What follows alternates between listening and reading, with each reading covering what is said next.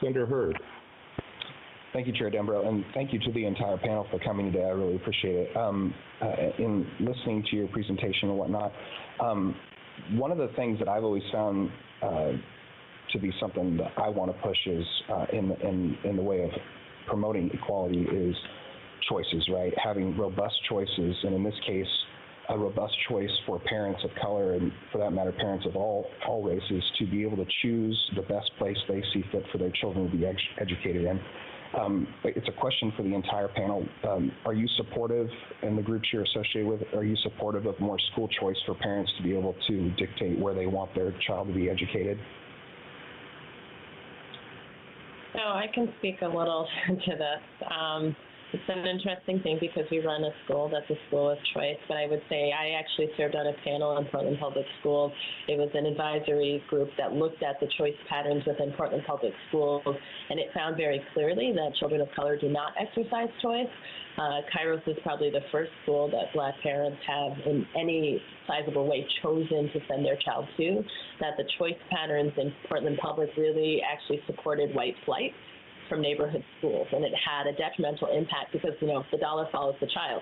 So when the child leaves the neighborhood school, that neighborhood school suffers. And what happened is that happened almost exclusively in Black and brown neighborhoods in Portland. Now, I haven't studied it statewide. I've only looked at Portland. But because I was on this enrollment and transfer committee, we were tasked with looking at all of this data.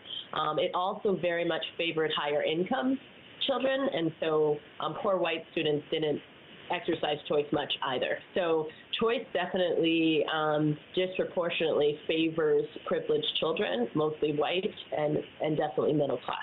And so I think as such, because the public education system is to educate all children and all children don't exercise choice, I don't think the answer is having lots of choice. Now, I say that recognizing that I do run a public charter.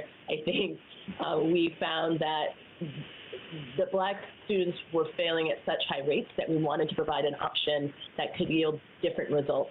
And we have partnered a lot with the district on our work so that we have made clear we are not an island unto ourselves, but that we want to work with you, that you can learn from our practices so that the neighborhood schools that serve similar demographics can show improvement in their outcomes as well. And that is the true vision, I would say, of charter schools. That's not how they often function in Oregon. So those are my thoughts on it. Yeah.